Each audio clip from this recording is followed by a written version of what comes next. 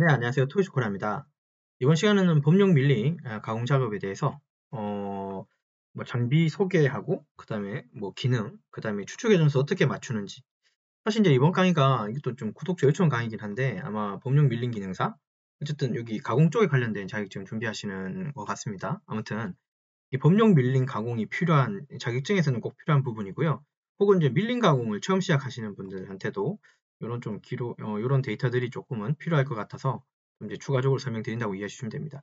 추측 회전술은 나름 제가 좀 정리한 내용이 있고요. 그다음에 뭐 장비도 이렇게 있긴 한데 장비의 어떤 뭐 부분마다 어떤 명칭이 좀 있기는 합니다. 이런 명칭. 자, 그래서 이거 실물 장비를 좀 통해 가지고 제가 좀 설명을 드리도록 하겠습니다. 이해되셨죠? 요거 좀 문의 주신 분도 요 추측 계전수 요런 테이블 요것도 제가 자료로 그러니까 PDF로 올려놓을 거니까요. 저 블로그에다가 올려놓을 거니까 요거 좀 이용해 주시면 좋겠어요.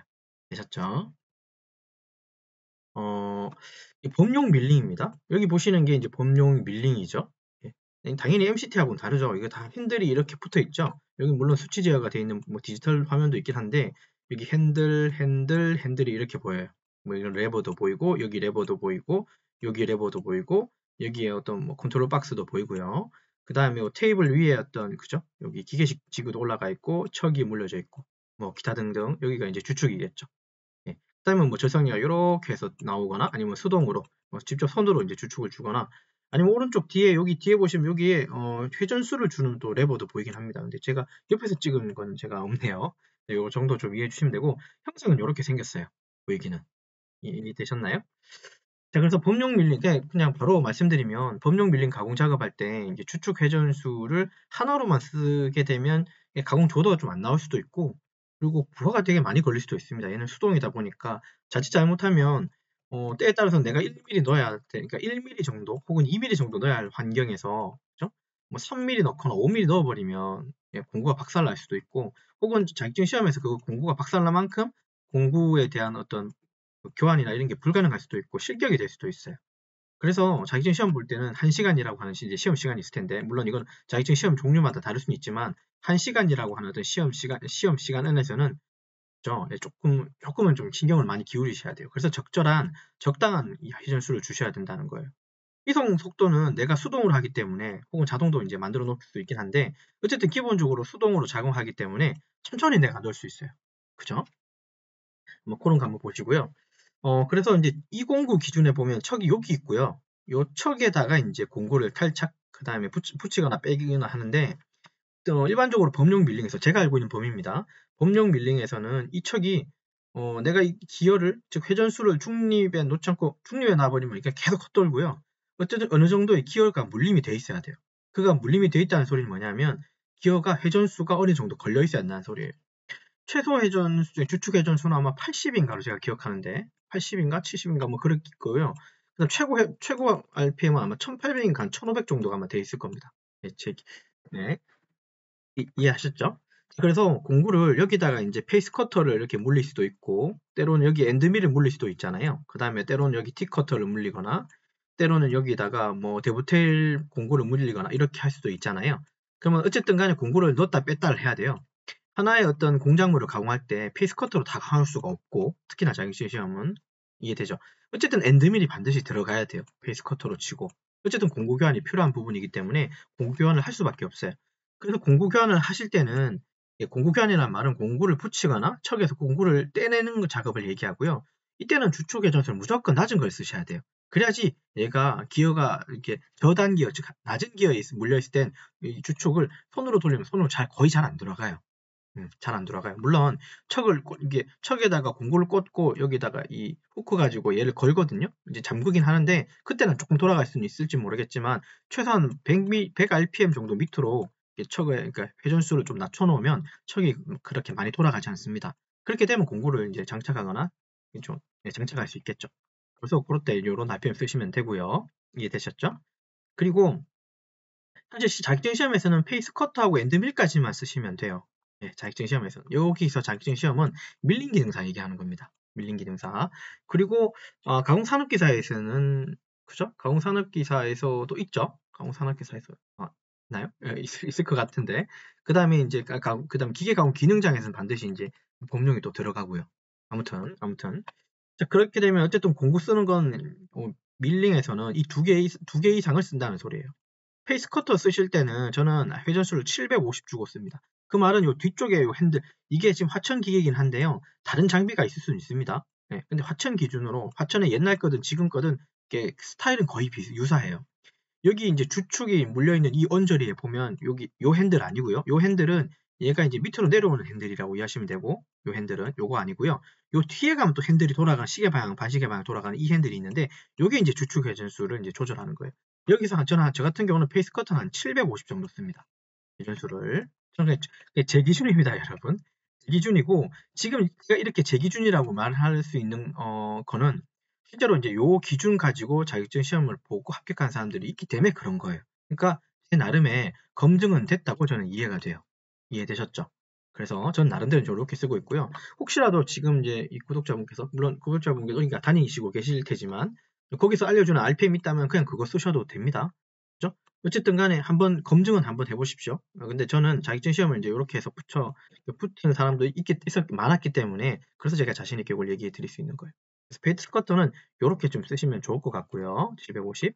엔드밀 같은 경우는 시험장에서 엔드밀이 아마 2날짜리 10파인가요? 제 기억에. 그죠? 저는 자격증 시험을 최근에 본 적은 없겠죠. 최근에 볼 수는 없겠죠. 이미 자격증, 그죠? 그래서 엔드밀 같은 경우는 어쨌든 간에 이게 뭐 2날에 10파이든 뭐 4날에 12파이든 간에 저는 RPM 한 950 정도 놓고 써요. 엔드밀은 자격증 시험 기준에서는요.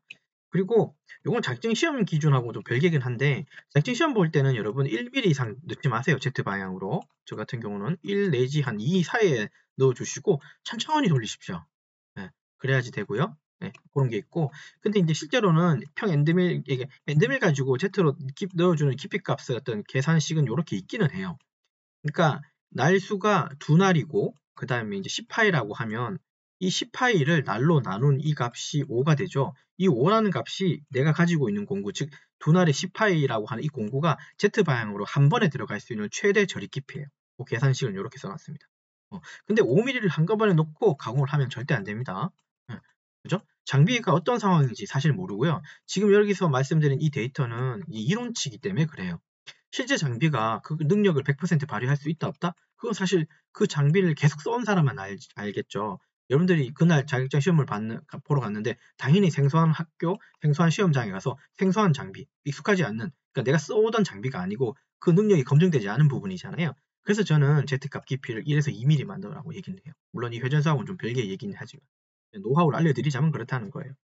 그리고 이제 못따기 커터라고 해서 여기 C 잡는 커터가 있기는 해요. 이런 식으로 45도 된 거. 그건 이제 그거 같은 경우는 저는 한 400rpm 정도 쓰고요. 근데 못따기 커터가 실제로 시험 장비에서는 구비되진 않고요. 이건 실무에서 이제 이렇게 쓰면 될 거고, 이거 말고 이제 C를 날리는 그 버거 커터가 있기는 해요. 버거 커터라고 해서 약간 이렇게 노란색으로 손잡이 되어 있는 게 있는데 지금 제가 사진은 준비 못 했거든요. 버거 커터 가지고 이렇게 할 수도 있고, 아니면 여러분 시험장에 가져갈 때 아마 줄도 가져가실 거잖아요. 줄 이용해서 이렇게 버거가 붙은 것들은 줄로 이용해서 조금 지우시는 게 시간상 좀 더 빠를 수도 있습니다.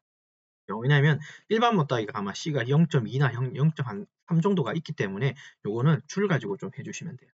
그 다음에 더브테일하고 T홈 커터는 철이나 수지에 따라 좀 다르긴 한데 170이나 혹은 수지 같은 경우는 220 정도로 쓰게 됩니다.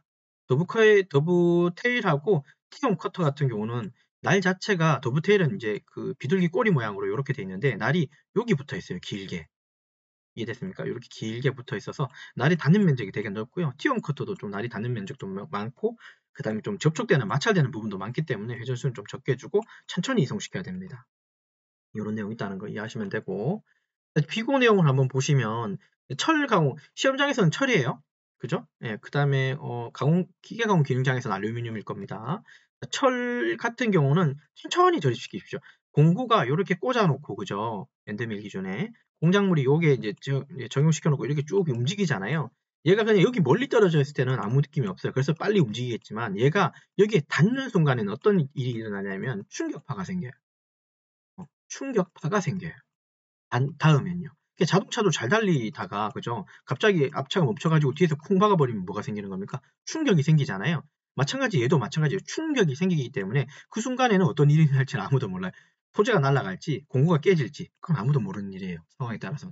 그렇기 때문에 최대한 공구가 소지하고 멀리 있을 때는 빨리 움직이시면 되는데요. 최대한 근접했을 때는 천천히 움직이십시오. 천천히 진입하셔야 돼요. 그죠? 예, 엔드밀이 뭐 국산을 쓰는지 아니면 뭐 중국산을 쓰는지 아니면 대만산을 쓰는지 일본산을 쓰는지 독일산을 쓰는지 잘 모르잖아요. 어쨌든 간에 천천히 들어가십시오. 그래야지 공구 깨짐도 없을 거예요. 공구 끝이 조금만이라도 날아가면 면도 안 좋고요. 그 다음에 내가 치수 측정해도 치수 측정이 불량해져요. 그거 주의해 주십시오. 그 다음에 시험 보실 때는 이렇게 좀 되도록이면 수동을 좀 많이 쓰라고 하는데 근데 1시간 동안 이 장비를 가지고 수동으로 쓰게 되면 힘이 다 빠질 겁니다. 예, 힘이 다 빠져요. 그래서 MCT 작업할 때 막 지쳐요. 그래서 보통은 여기다가 이제 자동 레버를 켜고 자동 레버를 어떤 걸 좀 전원을 켜주고 그 다음에 이런 자동 레버 가지고 좀 작업을 해도 상관은 없어요. 자동 레버 같은. 그러나 이제 그런 거 쓸 때는 좀 주의해야 된다는 것만 기억하시고 자동 레버에도 사실 속도가 있어요. 이런 식으로. 저 같은 경우는 자동 레버 속도를 121, 요 속도는 아마 요쪽일 겁니다. 요 핸들 아니고요. 요 뒤에 핸들 보이시죠? 요 자동 핸들이 여기 있는 이 핸들 가지고 121 정도의 속도 가지고 쓰시면 좀 나은 것 같고, 이게 빠른 속도는 사실 아니에요. 다만 내가 중간중간에 100% 수작업을 하지 마시고 한 페이스커터는 빨리빨리 날리니까 수작업하고 엔드밀 할 때면 엔드밀 좀 몇 번 하다가 그때 좀 몸이 아프거나 힘들 경우가 있잖아요. 중간에 한번 쉬는 타임 갖고 싶을 때 장비를 세우지 마시고 이렇게 자동 놓고 자동으로 한번 보내십시오. 그러면 공구가 자동으로 감염이 되면 그 순간 한 1분, 2분 정도는 좀 쉴 수 있잖아요. 그런 식으로 해서 이걸 조금씩 써먹는 게 좋아요. 노하우로 얘기하자면. 됐고, 도브테일이나 티홈 가공할 때는 L 한 30속도로 좀 주시면 될 것 같습니다. 그리고 도브테일 이런 거 가공할 때는 각도나 사이즈 되게 주의해야 된다는 거. 이건 뭐 나중에 또 설명할 기회가 되면 좀 설명을 좀 드리도록 하죠. 이런 식으로 되셨죠. 그래서 형상을 좀 잠깐 보면 아까 조금 설명을 했는데 이게 테이블이고요. 이 테이블 기준에 얘가 이쪽 방향, 이쪽 방향 이게 X 방향이고 내 앞뒤로가 Y 방향이고 위아래가 Z 방향이에요. 뭐 당연하겠지만 자, 그 다음에 요건 뭐 기계식 바이스고요. 여기 테이블에 제일 가까이 붙어 있는 요 핸들 보이죠? 요 핸들이 바로 수동으로 X로 좌우로 움직이는 X 방향 핸들 맞죠? 있고 그 다음 Y 방향 핸들은 요게 Y 방향 핸들이고 요 긴 바 있죠? 요게 이제 Z 방향 핸들이라고 이해하시면 돼요. 그리고 전원하고 자동 레버는 자동 버튼은 여기 들어 있고요. 그 다음에 여기 주축하고 엔드밀 꽂혀 있네요. 그렇게 됐죠? 자, 그 다음에 여기도 레버가 좀 잘 안 보이는데 여기 레버가 하나 있습니다. 요 레버는 이제 Y축의 어떤 레버고요. 자동 레버고 그 다음 자동 속도는 여기서 이제 이송시키면 되고 그 다음에 자동으로 가는 속도에다가 가속을 붙일 수 있는 핸들이 이 핸들이에요. 이 핸들 굉장히 좀 조심하셔야 돼요. 급속 이송 레버 좌우라고 써있긴 한데 요 레버 되게 좀 주의하셔야 됩니다. 이런 레버. 그리고 여기도 급속 레버가 한 개 더 있어요. 얘는 X쪽 방향에만 관여하고 얘는 이제 그 앞뒤로 즉 Y 쪽으로 관여하는 거 있고 뭐 그렇긴 합니다. 이런 식으로 형태가 되어 있다는 거죠. 뭐 요거 형상을 구조를 얘기하려고 하는 게 사실은 아니고요. 이번 시간은 사실 요 주축 회전수 때문에 좀 오늘 얘기를 하는 거예요. 주축 회전수 어떤 작업할 때 어떤 RPM 써야 되나 사실 그걸 물어보셨거든요. 그래서 이렇게 써주시면 될 것 같고 실제 자격증 시험에서는 못따기 더블테일 티커터 이런 거 안 합니다. 이런 거는 안 하니까요. 요거 위에 정도는 좀 잘 기억하셔가지고 어렵지 않죠. 그래서 이제 범용 장비 작업하실 때 좀 이해해 주셨으면 좋겠어요. 네, 되셨나요? 그래서 이번 시간은 고속조 요청 강의고요. 범용 밀링 가공 작업에서 사용하는 주축 회전수. 네, 요걸 좀 내용을 한번 정리해보고 구조도 잠깐 설명해 드렸습니다. 되셨죠? 자, 그래서 이번 작업은 여기까지 작업을 진행하도록 하겠습니다. 수고하셨습니다.